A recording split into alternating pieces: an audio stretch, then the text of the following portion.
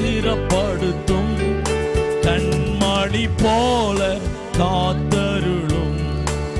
கிருபையால் தினம் வழி நடத்தும்.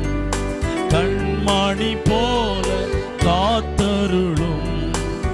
கிருபையால் நித்தம் வழி நடத்தும். அல்லேலூயா தேவானுக்கே அல்லேலூயா. அல்லேலூயா பரிசுத்த